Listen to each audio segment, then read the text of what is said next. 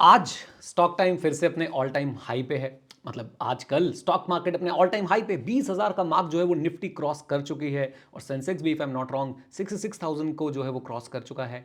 अब ऐसे में आप लोगों को क्या करना चाहिए, या मैं ये बताऊंगा कि भाई मैं जो है वो क्या कर रहा हूं। ओके, देखो यार, बहुत सिंपल सी बात है। पहली बात अपने दिमाग में ये डाल लो कि स्टॉक मार्केट को टाइम कर पाना मुश्किल ही नहीं, नामुमकिन है। नामुमकिन। अगर कोई कहता है उसने स्टॉक मार्केट को टाइम किया है तो मैं आपको बता रहा हूं वो झूठ बोल रहा है। लक चल सकता है, सही समय पे आपके पास पैसे हो सकते हैं और हो सकता है आपके पास वो कन्विक्शन भी हो उस समय। मैं आपको इसको एग्जांपल देके भी समझाता हूं। फॉर एग्जांपल 2020 में जो है वो सही समय पे मेरे पास अगर पैसे थे और मेरे पास कन्विक्शन भी थी। कन्विक्शन होना बहुत ज्यादा जरूरी है। पैसे लोगों के पास होते हैं तो कभी कभी कन्विक्शन नहीं होती है, क्योंकि 2020 में जो हालात थे उस समय जो है लोगों के पास कन्विक्शन नहीं थी कि भाई सब मार्केट जो है बंद हो जाएगी, खत्म हो जाएगी, सब कुछ फूट फट जाएगा, है ना। तो उस समय लोगों के पास कन्विक्शन नहीं थी। तो अगर किसी के पास सही समय पे पैसे और कन्विक्शन दोनों थे तो और उसने इन्वेस्ट कर लिया तो भाई साहब वो लकी था, बस दैट्स इट। मार्केट टाइम करना किसी के भी बस की बात नहीं है, बिलीव मी।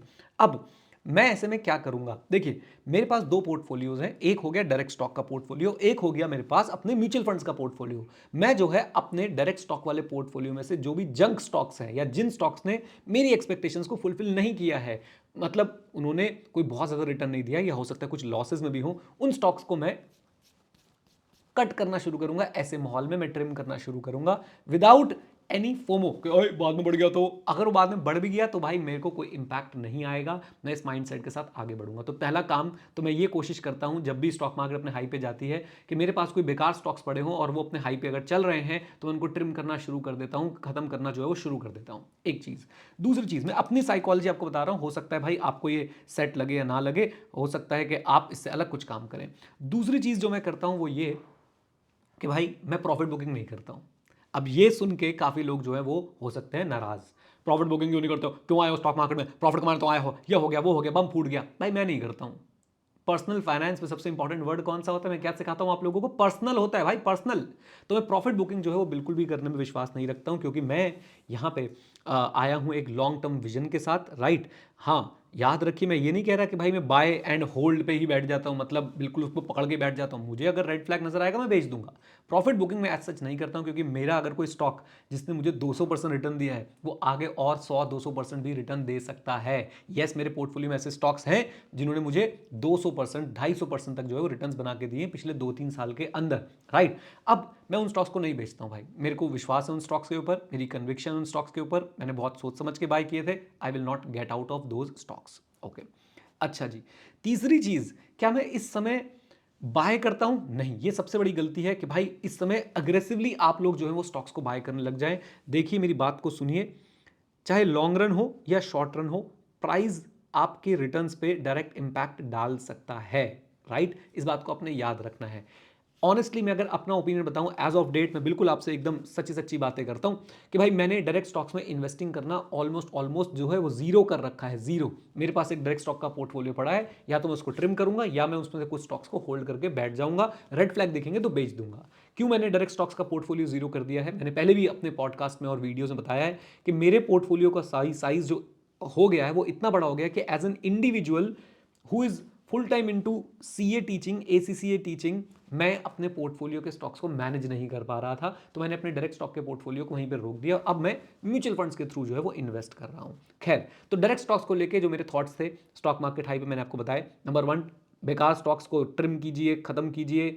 आपके स्टॉक्स जो बहुत ज़्यादा परफॉर्म नहीं कर रहे हैं और आपको समझ भी नहीं आ रहे हैं और अननेसेसरली आपने खरीदे हुए थे, उनको आप हटा सकते हैं इस टाइम पे। नए स्टॉक्स मैं तो इस समय नहीं खरीदूंगा किसी भी हाल में, राइट। मैं शांति से जो है वो अपने म्यूचुअल फंड्स को इस समय ग्रो करने की कोशिश कर रहा हूं। मैं उस पर भी आऊंगा म्यूचुअल फंड वाले पार्ट पे, और मैं प्रॉफिट बुकिंग नहीं कर रहा हूं। अब आते हैं म्यूचुअल फंड पे। म्यूचुअल फंड्स में मैं इस समय क्या कर रहा हूं मैं आपको वो बता देता हूं। अगर बात करें म्यूचुअल फंड्स की, मेरे पास 4-5 स्कीम्स मैंने जो है वो पैसे लगा रखे हैं। मैं इसमें इंडेक्स फंड को काउंट नहीं कर रहा हूं। मैंने अपनी इंडेक्स फंड इन्वेस्टिंग भी स्टॉप कर दी है। अब आप बोलोगे मास्टर आप तो बहुत इंडेक्स फंड करते थे, क्यों स्टॉप कर दी है? तो मैं आपको बता दूं कि मैंने अपनी इंडेक्स फंड इसलिए स्टॉप कर दिया क्योंकि भाई मेरे इंडेक्स फंड को लेके जो बकेट थी वो फुल हो चुकी है, यानी मैंने जितने पैसे इंडेक्स फंड्स के अंदर डालने थे वो मैं डाल चुका हूं। अब अगर कोई बहुत मेजर फॉल आता है, कोई बहुत मेजर दिक्कत आती है, जैसे कि 2020 का फॉल था या 2008 का 7-8 का फॉल था, तो मैं इंडेक्स फंड में दोबारा पैसे लगाऊंगा। अदरवाइज मैं चुपचाप बैठा हूं, मुझे अब इंडेक्स फंड की बकेट्स मेरी फुल हो चुकी है। एक मैंने अमाउंट डिसाइड किया था, मुझे उसके अंदर तक उसको इंडेक्स फंड में डालना है, वो मैं कंप्लीट कर चुका हूं। इंडेक्स फंड में मैं आपको बता दूं कि मेरे पास 100% तक रिटर्न्स हैं। ऐसे ऐसे मेरे पास फोलियोज हैं जिसमें 100% रिटर्न है। इवन मैंने जो डायरेक्ट निफ्टी 50 बाय किया था, डायरेक्ट निफ्टी 50 बाय किया था, उस पर भी 100% का रिटर्न है लगभग मेरे पास, 100% का, राइट। एनीवेज, मैं ये कहना चाहता हूं कि इंडेक्स फंड को मैं इस समय नहीं छेड़ूंगा। Now coming to my other mutual funds, मेरे पास मोटे मोटे तौर पे 4-5 म्यूचुअल फंड स्कीम्स मैंने पैसा लगा रखा है। उन म्यूचुअल फंड स्कीम्स को लेके मैं क्या कर रहा हूं, मैं उनमें जो एसआईपीज चल रही हैं उनको नहीं छेड़ रहा हूं, बिल्कुल भी नहीं छेड़ रहा हूं, राइट। रिसेंटली मैंने अपनी एसआईपीज का अमाउंट बढ़ा दिया। क्यों? मैंने आपको बताया कि मैं डायरेक्ट स्टॉक से निकल के जो है वो म्यूचुअल फंड के अंदर जो है वो आ रहा हूं। तो जो डायरेक्ट स्टॉक्स में पैसा डालता था, अब वो मैंने म्यूचुअल फंड की एसआईपीज में लगा दिया। अब मैं इस समय मैं किसी स्कीम का नाम नहीं लेना चाहता, बट एक पर्टिकुलर स्कीम जिसमें वो एक नहीं मल्टी एसेट के अंदर जो इन्वेस्ट करते हैं, मैं उसके अंदर इस समय थोड़ा एग्रेसिव हो जाता हूं। जब स्टॉक मार्केट हाई पे होती है तो मैं मल्टी एसेट फंड के अंदर जो है वो पैसे लगाने शुरू कर देता हूं, राइट। और इक्विटी में अपनी एसआईपीज चलने देता हूं। और अगर मुझे लगता है कि नहीं, यहाँ पे अगर मेरी मार्केट स्टडी जो मैं थोड़ा बहुत पढ़ पाता हूँ, जो थोड़ा बहुत सीख पाता हूँ, अगर मुझे लगता है कि नहीं कोई डरने की बात नहीं है, तो मैं और थोड़े से पैसे जो है वो लगा देता हूँ। और जरा सा भी मुझे अगर फॉल दिखता है, 2% का फॉल अगर मुझे दिखता है, 3% का फॉल मुझे दिखता है, तो मैं थोड़ा एग्रेसिव होकर जो है फिर उन स्कीम्स के अंदर पैसे लगा देता हूँ, right. So this is what I do when stock markets eight their high, right. एक चीज पक्की है, कॉन्टिन्यूसली मैं इन्वेस्ट करता रहता हूं। बस उस इन्वेस्टिंग के अमाउंट को मैं घटा बढ़ा देता हूं according to the market situation. For example, market high है तो मैं अपने मल्टी एसेट फंड्स की तरफ ज्यादा ध्यान रखूंगा और इक्विटी फंड्स में अपनी एसआईपीज चलने दूंगा।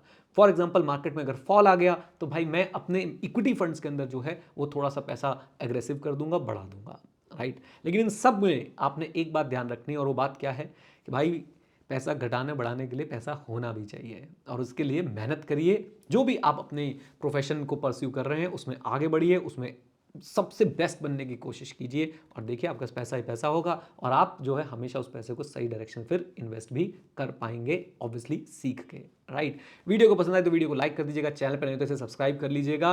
और आपके क्या थॉट प्रोसेस है स्टॉक मार्केट हाई पे, मुझे कमेंट बॉक्स में कमेंट करके जरूर बता दीजिएगा। चलिए, all the best, God bless you, take care, मिलते हैं नेक्स्ट वीडियो के अंदर।